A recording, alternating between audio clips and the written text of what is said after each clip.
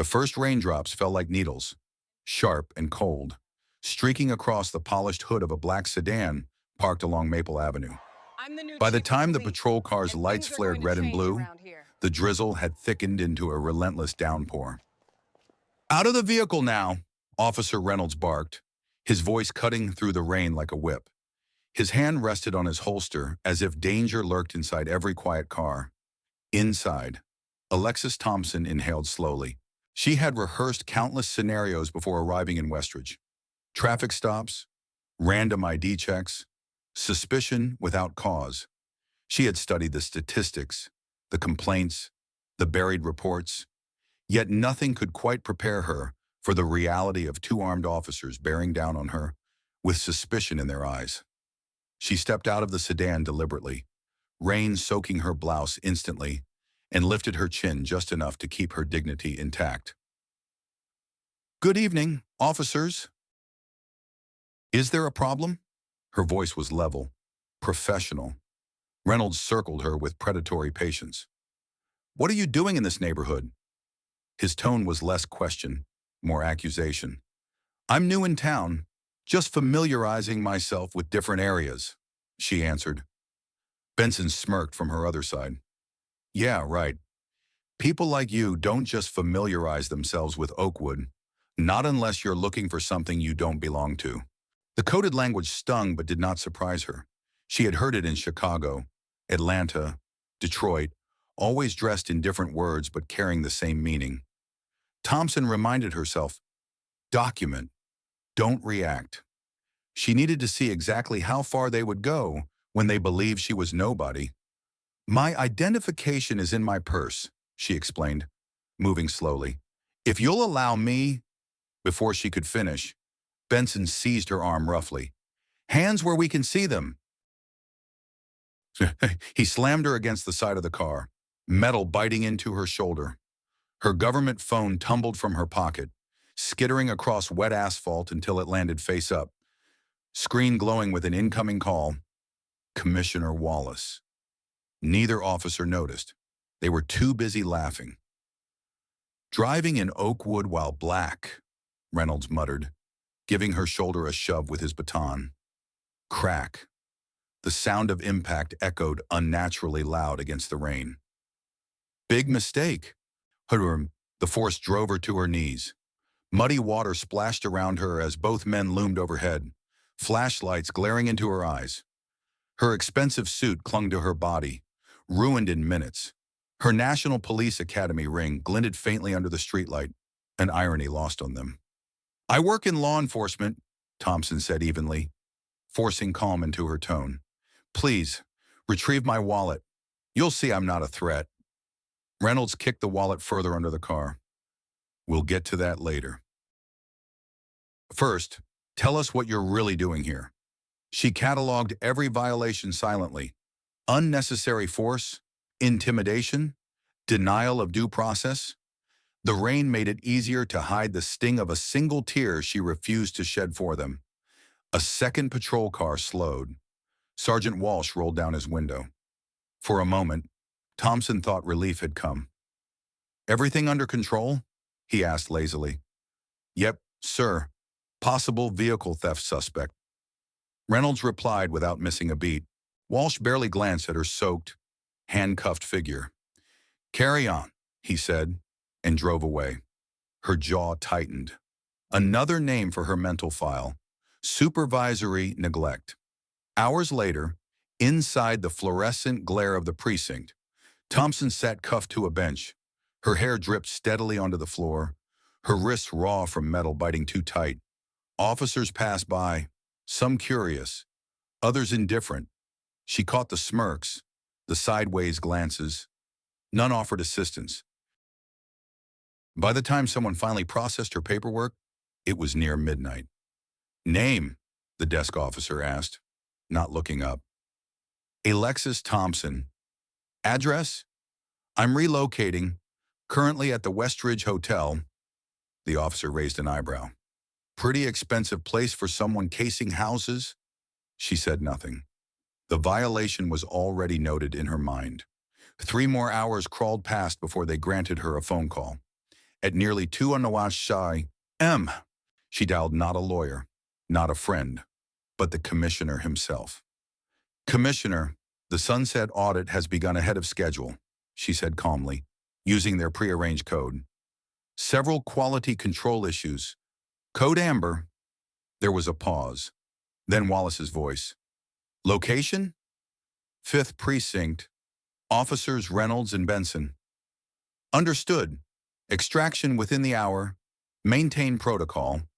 When they released her without charges, without apology, it was almost casual. Her belongings shoved into a plastic bag, her dignity left behind. She walked into pre-dawn drizzle, hailed a rideshare, and returned to her hotel room. Inside, silence swallowed her. She peeled off mud-stained clothes, photographing every bruise, every raw mark from the cuffs. Her shoulder throbbed from the baton strike, knees aching from kneeling on wet pavement. She documented it all with clinical precision. Laptop open, secure files accessed. She matched names to faces from her briefing. Reynolds, 6 excessive force complaints, all closed. Benson, similar record. Walsh, supervisory signatures on multiple dismissals. A pattern, systemic and deliberate. She whispered to herself, voice low but hard. I wasn't planning on starting this way, but they just gave me exactly what I need. The rain outside intensified, rattling against the hotel window. To them, last night had been a routine show of power. To her, it was the perfect entry point. Tomorrow, those same officers would laugh over coffee, never suspecting that the woman they forced into the mud was about to walk into their lives again, not as a victim, but as their captain. Morning sunlight streamed across the worn linoleum floors of the 5th Precinct's locker room. The stale smell of burnt coffee and damp uniforms hung in the air as officers swapped stories of the night before. Reynolds leaned against a dented locker, sipping from a paper cup. So there she is, designer clothes, soaked to the bone, acting like she's some kind of cop. He mimed a dramatic kneel, earning chuckles from the small circle gathered around. You should have seen her face when I tapped her with the baton. Benson slapped his knee. Probably casing houses. Thought she was slick, driving through Oakwood with her little notebook. Bet she had a crew waiting nearby. The laughter rolled again, harsh and self-satisfied. None of them noticed the rookie, Officer David Rivera, shift uncomfortably at the edge of the group. He forced a tight smile but said nothing. A probationary officer questioning veterans on day 3 of his assignment, career suicide. Still, his silence was heavy, visible. Across town, Alexis Thompson sat in Commissioner Wallace's office, the morning sun painting sharp lines across her bruised cheek. She slid a tablet across the desk. Photos of her injuries, audio logs from her coded call, a timeline precise down to the minute. Jesus, Wallace muttered, scrolling. I knew the 5th had problems, but this, Thompson interrupted, is their standard operating procedure. What happened to me isn't unique. It's what they do when they think nobody's watching. He rubbed his temples. We should move now. File charges. Suspend them.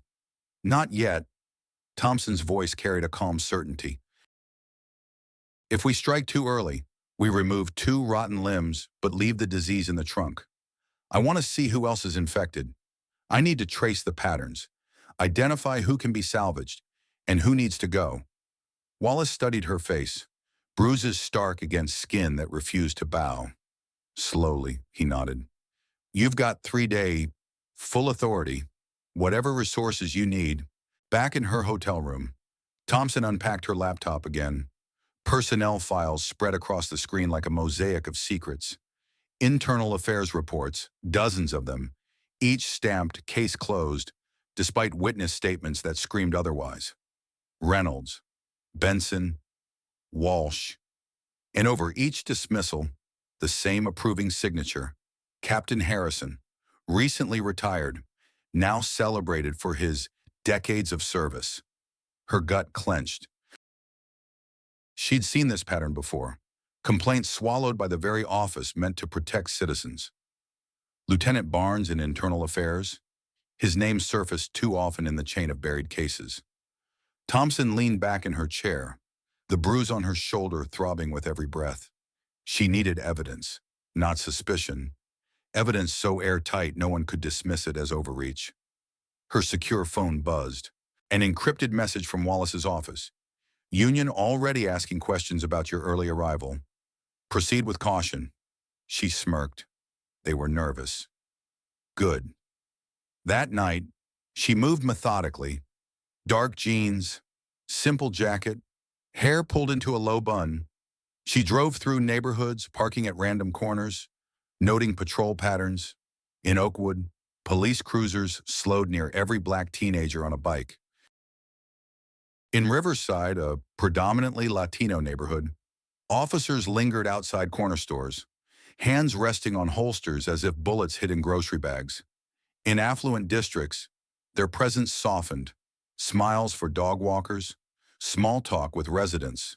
She wrote quickly in her notebook, rain streaking her windshield, patterns of bias, of selective enforcement, numbers to build into her case. At 1 a.m., she returned to her hotel, exhausted but steady. When her keycard slid into the lock, she noticed it immediately. The door was slightly ajar. Her pulse spiked. She pushed it open, careful, scanning. Nothing appeared stolen, but the air felt wrong. Her suitcase zipper not aligned. Papers on the desk slightly shuffled. Her instincts screamed violation. Thompson pulled the hallway security feed onto her tablet. The footage glitched. 8 minutes of static precisely during the window she'd been with Wallace. Her stomach dropped. They knew who she was. The violation wasn't about theft. It was a message. We're watching you. She sat on the bed, bruises aching, and dialed her secure line. I need background checks on officers James Reynolds and Thomas Benson. Also Sergeant Michael Walsh, priority level 1. Understood, the analyst on the other end replied. She hung up, stood by the window overlooking Westridge's skyline. Lights twinkled, rain misting the glass. Her reflection stared back at her. A woman with bruises, but unbroken. The phone vibrated again. A new text. Untraceable number. Back off or next time you won't walk away. Thompson took a screenshot, added it to her evidence folder. Then she smiled grimly. Threats didn't intimidate her. They confirmed the rot ran deep. The following afternoon, she walked into the 5th Precinct not as a captain, not yet, but as a civilian consultant. Her credentials identified her as an oversight specialist sent to review complaint handling. Lieutenant Barnes greeted her with oily politeness, his handshake too firm, his smile too rehearsed. The commissioner asked me to evaluate your processes, Thompson said smoothly. I'd like to see how citizen complaints are handled from intake to resolution. Barnes hesitated.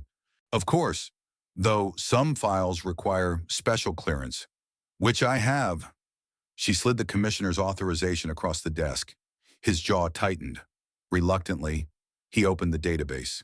Thompson scanned, her fingers dancing over the keyboard.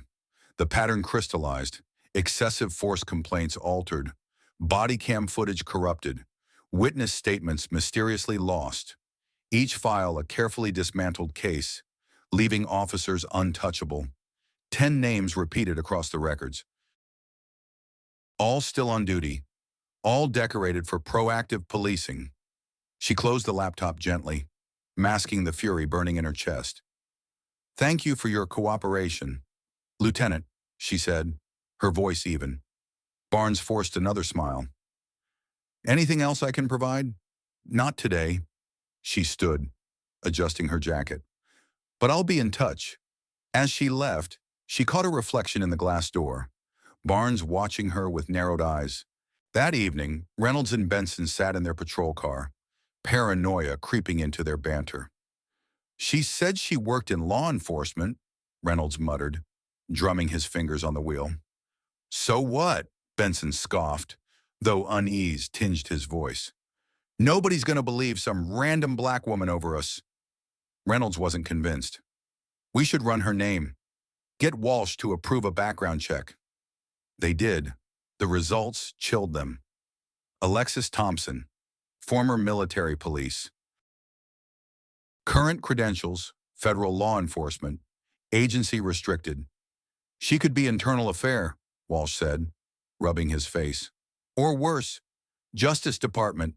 Benson shifted uncomfortably. We didn't do anything wrong. She was suspicious. We followed procedure. You struck her with your baton, Walsh snapped. Was that in your report? Silence. Reynolds leaned in. We need to make sure she drops this. Otherwise, we're all exposed. From across the street, an unmarked car sat idle. Through a telephoto lens, Thompson snapped photo after photo of the three men huddled in their cruiser, anxiety etched across their faces. She noted their patrol deviations, their whispered conference, their unease. She lowered the camera slowly, her bruised wrists still tender. The evidence was mounting, piece by piece. Oakwood's rain-soaked streets had given her more than humiliation. They had given her leverage, and now she would decide how to use it. The midday sun bleached the sidewalks of Oakwood into pale stone. Heat shimmered off manicured lawns, each trimmed hedge guarding houses worth millions. To outsiders, the neighborhood seemed tranquil, untouched. But Alexis Thompson knew better. Paradise often hid rot beneath its white fences. She parked her sedan neatly along Oakwood Boulevard, this time with deliberate openness. No secret note-taking in the shadows. Instead, she stepped out in full view, a camera strapped around her neck, a leather folder under her arm. If they wanted to find her, she would make sure they had no trouble. Her plan was simple: gather evidence in the light of day. Minutes later, opportunity arrived. Across the street, two officers stopped a Latino teenager on a bicycle. His baseball cap dripped sweat. His backpack sagged with textbooks. He froze as the officers approached, hands gripping the handlebars tight.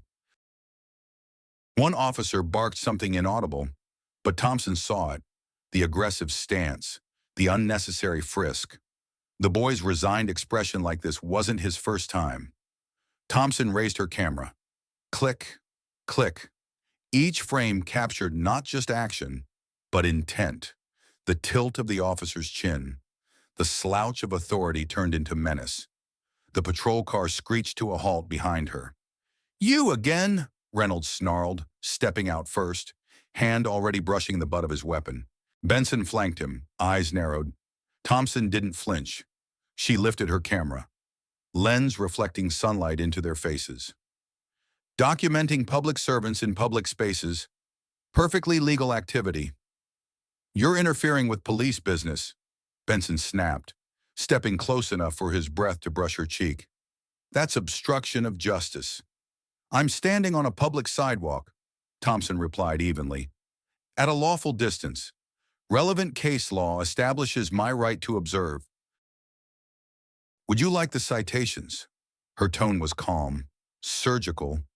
It rattled them. Reynolds' face flushed. Listen, lady, I don't know what your game is, but you need to stop this now.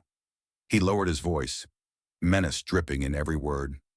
Things happen in this neighborhood. Accidents. People get hurt. The camera's red light blinked steadily, recording every syllable. Are you threatening a civilian, Officer Reynolds? Thompson asked, loud enough for the microphone to catch. That would be a violation of Department Policy Section 413, as well as state law regarding abuse of authority. Reynolds froze for half a second. She had named him. She had cited policy. His bravado cracked.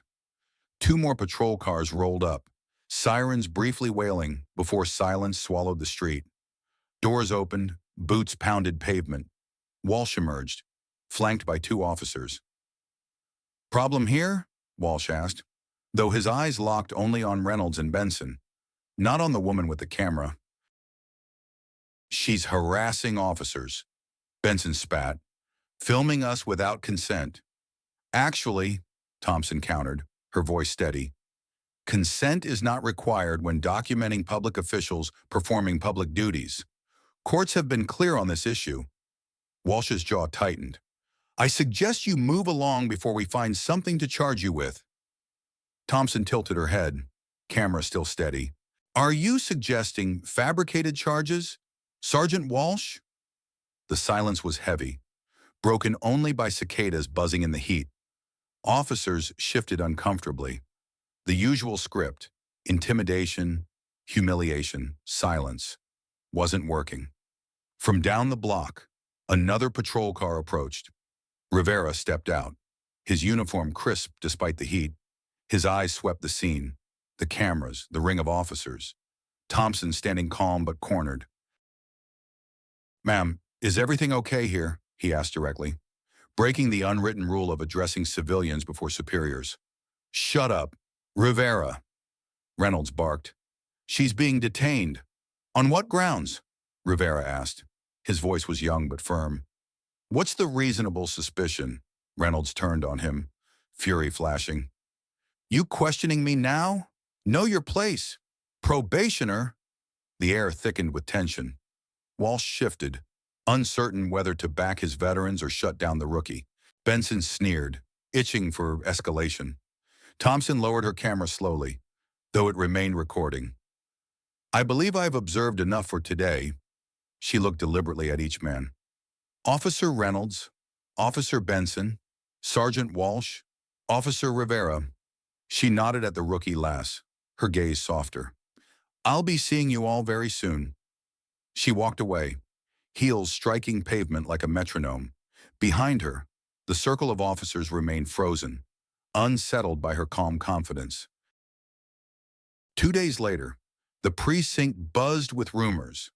The change of command ceremony had been announced abruptly. Captain Harrison's retirement, once scheduled for the end of the year, was suddenly effective immediately.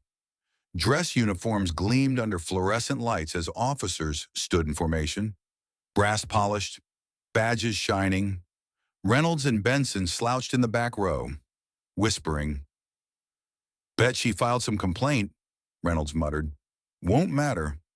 Barnes and IA will bury it like the rest. Already took care of it, Benson replied with a smirk. Union's on our side. She's nothing. The room fell silent as Commissioner Wallace entered, his presence commanding instant attention. He stepped to the podium, expression grave. Officers of the 5th Precinct, he began. Effective immediately. Captain Harrison has retired. Recent events have highlighted the need for new leadership, new direction, and comprehensive reform. A ripple of unease spread. Wallace continued. It is my honor to introduce your new commanding officer. The side door opened. Alexis Thompson walked in, full dress uniform, medals glinting, posture straight as a blade. The air itself seemed to drop 10 degrees. Gasps rippled through the ranks. In the back, Reynolds' coffee cup slipped from his fingers, splashing across his polished shoes. Benson's face drained of color. Walsh swallowed hard, his throat audibly dry. The woman they had forced to her knees in the rain now stood at the front of the room, 4 gold bars gleaming on her shoulders. I present Captain Alexis Thompson, Wallace declared. Her distinguished career includes military service, federal oversight, and reform implementation in 3 major departments. She has my complete confidence. Thompson approached the podium. Her gaze swept the room, pausing briefly on each face she had memorized during her humiliating night in the rain. Her eyes lingered on Reynolds, on Benson, on Walsh. Each man shrank slightly under her silent judgment. Thank you, Commissioner, she said, her voice even but resonant. I believe in the vital role law enforcement plays in community safety, but that role depends entirely on trust, integrity, and equal protection under the law. The room held its breath. Starting today, Thompson continued, this precinct will implement new body camera protocols. Every interaction with the public will be recorded. Officers will undergo bias training, de-escalation certification, and performance reviews focused on constitutional policing. Complaints will be investigated thoroughly and transparently. No exceptions. No matter rank or tenure. She closed her portfolio with a sharp snap. The sound echoed, making several officers flinch. Officers Reynolds, Benson, and Sergeant Walsh will report to my office immediately following this ceremony. Officer Rivera as well. Shock rippled through the ranks. Rivera's brows furrowed in confusion, while Reynolds and Benson traded panicked glances. Walsh stared straight ahead, his face pale as chalk. The ceremony concluded in brittle silence. The officers filed out, the atmosphere heavy with anticipation. For some, it was fear. For others, hope. In her new office, Thompson removed her dress jacket carefully, revealing faint bruises still etched into her wrists. She hung the jacket on a wooden stand, then sat at her desk, waiting. When the knock came, she called, "Enter Reynolds E. Benson," and Walsh shuffled in first, their crisp uniforms unable to mask unease. Rivera followed, standing slightly apart. Thompson opened a folder, then looked up. Her voice was calm, almost conversational. 3 nights ago, I was illegally detained, physically assaulted, and humiliated by officers of this precinct while conducting an observation assessment. She turned the folder around. Photographs of bruises stared back at them. Her wrists raw, her shoulder darkened by baton strikes, her suit ruined by mud. Reynolds' Adam's apple bobbed. Benson stared at the floor. Walsh's lips pressed into a bloodless line. Following that incident, Thompson continued, my hotel room was searched without authorization. I received threatening text messages. An unauthorized background check was conducted on my credentials. She turned toward Rivera. Officer Rivera, you may be wondering why you're here. Yes, Captain, he said, voice steady. You attempted to de-escalate yesterday's confrontation. You questioned improper procedure. You showed the integrity these men lack. She gestured toward the others. Effective immediately, you are reassigned to lead our new community relations unit. Dismissed. Rivera blinked in shock, then saluted sharply. He exited, leaving the others to stew. Thompson rose slowly, walking around her desk. Despite being shorter than all 3 men, she stood like a mountain before them. My detention was unplanned, she said, voice low but unyielding. But it provided exactly the evidence I needed. Every violation, every threat, every moment, it's documented. You have 1 hour to decide, resign immediately, or face administrative charges and criminal prosecution. The room chilled. Reynolds' mouth opened, closed. Benson's fists clenched. Walsh looked ready to collapse. Thompson's eyes burned steady. The choice is yours. The walls of the captain's office seemed to hum with tension as the 3 men stood rigid before Thompson's desk, their crisp uniforms unable to hide the sheen of sweat at their temples. She let the silence stretch, each second a weight pressing harder against them. When she finally spoke, her voice was measured, almost clinical. 3 nights ago, I was forced to kneel in the rain like a criminal. Every word you spat, every strike of the baton, every violation, I cataloged, and then you escalated. Illegal search, threats, background checks. Gentlemen, I don't need to raise my voice. The evidence speaks for itself. She slid a flash drive across the desk. None of them moved to take it. Contained here are dash cam recordings, security footage, text messages traced to your personal phones, and witness statements. Enough to end not just your careers, but your freedom. Reynolds' jaw clenched, his bravado withering into silence. Benson's fists balled tight, white-knuckled against the seams of his trousers. Walsh's face had gone so pale his lips nearly disappeared. Thompson leaned forward. You have 1 hour to choose. Resign immediately, quietly, or face criminal charges for assault under color of authority, falsifying reports, obstruction, and civil rights violations. There will be no middle ground. She straightened, dismissing them with a simple gesture. You're excused. They filed out wordlessly. each step heavier than the last. By noon, whispers spread like wildfire through the precinct. Walsh had been seen cleaning out his locker, eyes fixed on the floor as internal affairs officers escorted him out. The sergeant who once smirked through cover-ups was finished in a matter of hours, but Reynolds and Benson refused to fold. They arrived the next morning flanked by union representatives, shoulders squared with defiance. The precinct buzzed with curiosity as they marched through the halls, the air electric with anticipation. Inside Thompson's office, the union attorney adjusted his tie, settling into a seat opposite her. "Captain Thompson," he began, his voice oily with practiced authority. "My clients categorically deny any wrongdoing during a lawful detention. This vendetta of yours," Thompson raised a hand, silencing him. "This isn't a vendetta. This is documentation."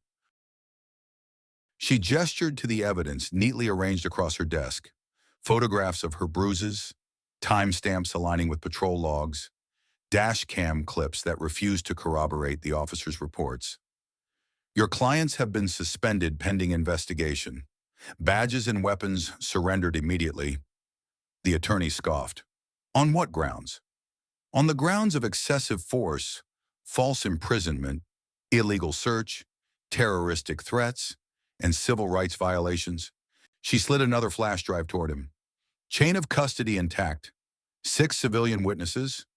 Body cam malfunctions curiously synchronized with your client's actions. And Mrs. Chen's home security footage, capturing every moment of their assault." The attorney hesitated before taking the drive. He sensed what they all did. This was no bluff. "We'll need time to review. You have until Friday's hearing," Thompson said coolly. 3 days. Reynolds broke his silence at last, his voice laced with venom. "It's our word against yours." Thompson's lips curved into the faintest smile. "Actually, it's your word against mine, plus 6 civilians, plus video footage. We'll let the committee decide." They left, their defiance cracking at the edges. Thompson exhaled slowly, the weight of the battle pressing against her ribs, but she didn't allow herself relief. This was only the opening salvo. That afternoon, her office filled not with officers, but with community leaders, residents of Oakwood, Riverside, and the neighborhoods the 5th Precinct had long policed with bias. For the first time, they were invited into the heart of power, not as suspects, but as partners. Thompson listened as they spoke of harassment, of profiling, of children frisked on their way home from school. She took notes, asked questions, promised transparency. "This won't change overnight," she admitted honestly, "but it will change. You have my word." Across town, City Manager Greer sat in his office fielding furious calls from the mayor. "She's tearing the precinct apart," the mayor hissed. "The union's threatening lawsuits, the media's circling. Control her before this explodes." Greer summoned Thompson immediately. When she entered, he didn't waste time with pleasantries. "Captain, your disruption is causing serious political headaches. Perhaps a more gradual approach?" Thompson interrupted him by placing a thick binder on the table. Greer opened it reluctantly. 43 cases stared back at him, each meticulously documented, each representing potential lawsuits against the city. "Civil rights violations, all buried by this precinct," Thompson said, her voice sharp as glass. "One lawsuit could cost millions. 43 could bankrupt this city. So, Manager Greer, this isn't disruption. This is prevention." Greer stared at the binder, his bravado collapsing under the weight of liability. "What do you want?" "Your full support, training budgets, body camera expansions, no interference with personnel decisions." Silence stretched, heavy as wet concrete, until finally he nodded. "You'll have it." By Thursday, the rot revealed itself more fully. Electronic records traced tampered evidence directly back to Lieutenant Barnes in Internal Affairs. Reports manipulated, files deleted, complaints dismissed under Captain Harrison's watchful approval. Harrison, now retired, was implicated in systemic cover-ups spanning years. Thompson sat with Wallace reviewing the findings. Both men grim-faced. "It's worse than we thought," Wallace muttered. "It usually is," Thompson replied. "We'll need to consider criminal charges against several officers, maybe even Harrison." Wallace exhaled heavily. "The political fallout is nothing compared to the liability of silence," Thompson finished. Meanwhile, community members who had once been too afraid to speak began stepping forward. Mrs. Chen provided the full footage from her security camera, unedited, showing Reynolds striking Thompson with his baton. A college student recounted being detained walking home from the library. An elderly gardener described being thrown against his own fence. The pattern was undeniable. Friday dawned gray and heavy. The precinct transformed into a crucible. The hearing room overflowed. Community members packed the benches. Reporters crammed along the walls. Officers leaned stiffly against door frames. At the center sat Reynolds and Benson with their union attorneys, faces tight with unease.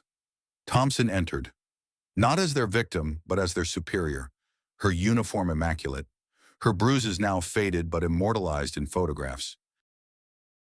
She began methodically, presenting her account with the precision of a surgeon, photographs of injuries, dash cam clips showing aggression, Mrs. Chen's footage playing on a screen, the baton strike echoing in every corner of the room. The attorneys objected, flailing at procedure, questioning admissibility, chain of custody, her objectivity. Each objection was overruled by the committee, which now included civilian oversight members for the first time. Witnesses followed, students, drivers, fathers, each recounting their own humiliation at the hands of the same officers. A dam had broken, and years of silence poured into the record. Reynolds and Benson's confidence crumbled visibly. Their attorneys scribbled frantic notes, whispered strategies, but the avalanche of evidence crushed every defense. By the end of the day, the committee voted unanimously for termination. More than that, they referred both men for criminal prosecution, civil rights violations, falsified reports, intimidation. As the gavel struck, the room erupted. Community members wept, some in relief, some in rage at how long it had taken. Officers shifted uncomfortably, the blue wall cracking under public scrutiny. Reynolds leaned close to Thompson as he passed, his voice a venomous whisper. "This isn't over. You've made enemies you don't even know yet."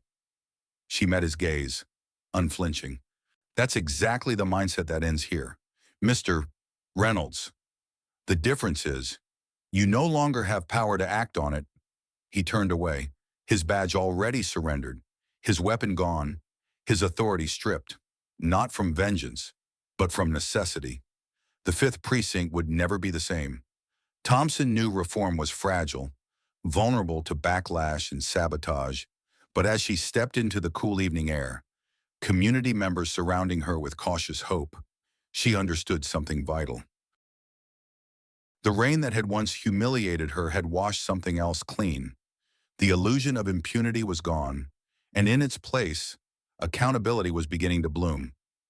6 months had passed since that night in the rain, yet Alexis Thompson still carried faint scars on her wrists where the cuffs had bitten deep. They were no longer raw, no longer purple, but thin, pale lines that whispered of a beginning she had never chosen yet, had embraced fully. Now, as she walked through the precinct that had once laughed at her humiliation, she found the building transformed. Walls that once displayed only medals for proactive policing now carried photographs of community events, youth programs, neighborhood cleanups, appreciation letters from residents once too afraid to step outside after dark.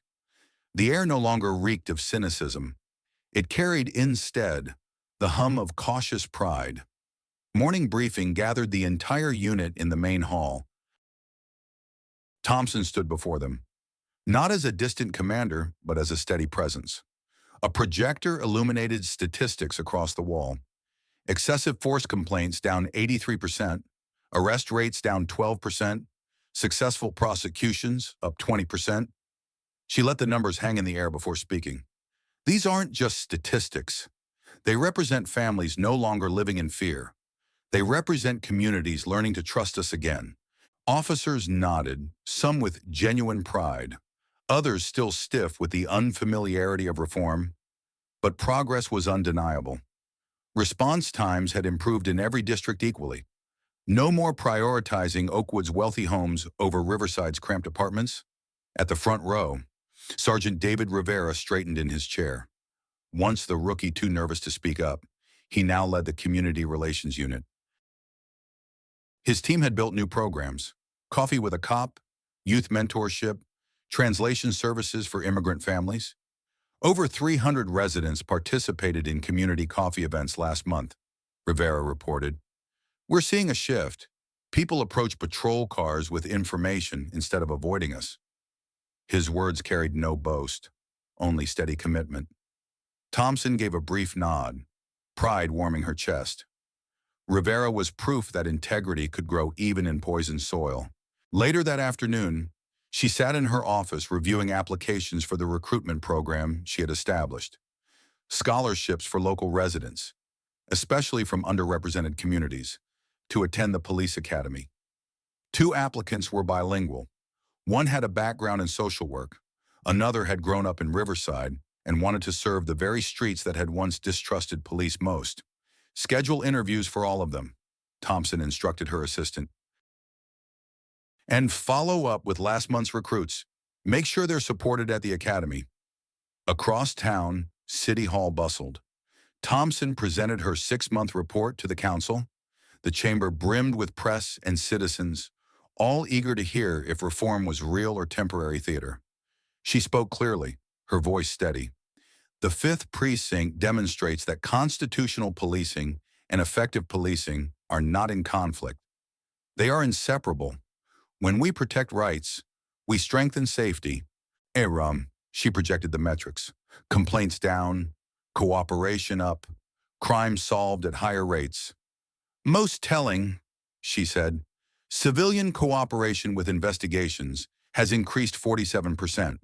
Trust turns citizens into partners. Council members who had once resisted now leaned forward, nodding. Even the Budget Committee, notorious for cutting, voted unanimously to expand body camera programs citywide. Outside the chamber, reporters swarmed. Thompson offered only a simple statement. This isn't the end. Reform is never finished. It is sustained through vigilance.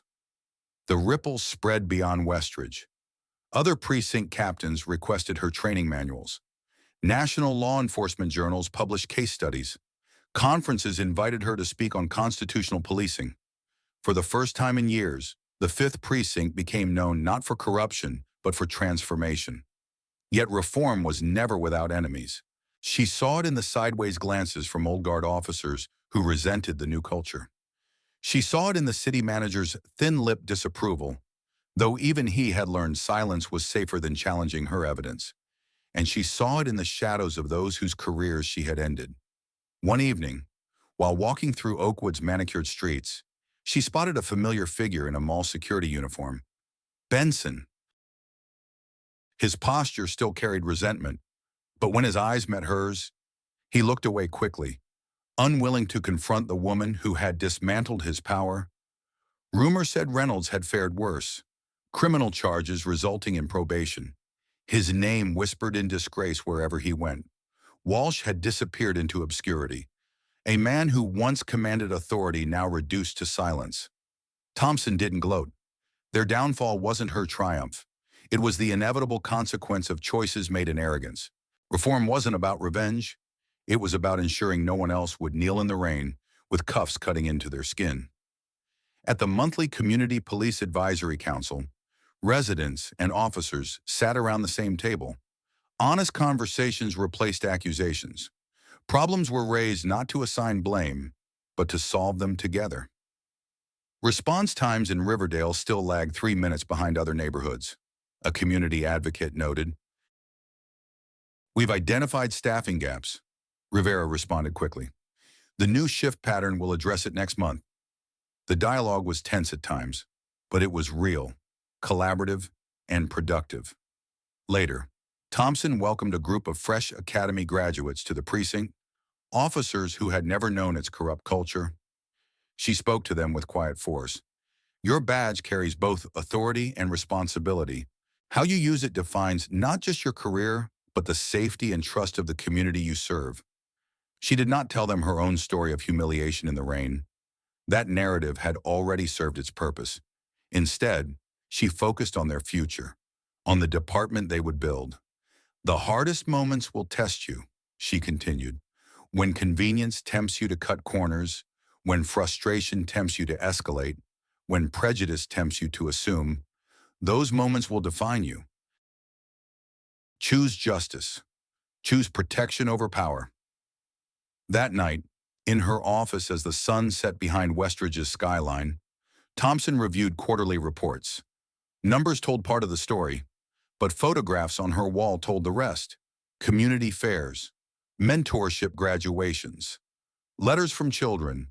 One note, framed with care, read, "Thank you for making me feel safe in my neighborhood for the first time," signed by a teenage girl whose trembling testimony had once broken her heart.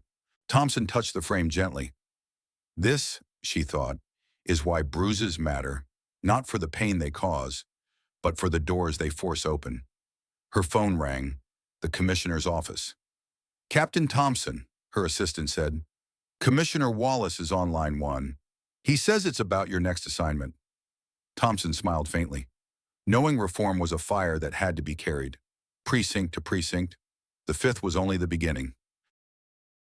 1 year after she had been forced to her knees in the rain, she walked again through Oakwood. This time, neighbors waved from gardens. Children rode bikes freely. Residents approached her not with suspicion, but with gratitude. Mrs. Chen called from her porch. "Captain, the new youth center opens next week. Will you speak?" Thompson smiled. "I wouldn't miss it." She continued down the street where everything had begun. Rain clouds gathered faintly on the horizon. But today no sirens stalked her. No officers circled with menace. Instead, sunlight broke through, casting gold across sidewalks once slick with humiliation. Reform was fragile. She knew it could never rest. But for now, in this moment, the 5th Precinct stood as proof that accountability was not just possible, it was necessary. And to those watching her journey unfold, Thompson offered not just a story but an invitation. If you believe justice matters more than convenience, if you believe power must answer to truth, then add your voice. Because reform doesn't live in one captain's office or one courtroom. It lives in every demand for accountability. If Captain Thompson's fight for justice moved you, don't let the story end here. Hit like if you believe in accountability. Share this video so others can see how truth exposes corruption, and subscribe for more real, powerful narratives of courage, reform, and redemption. Turn on notifications because the next story might be yours.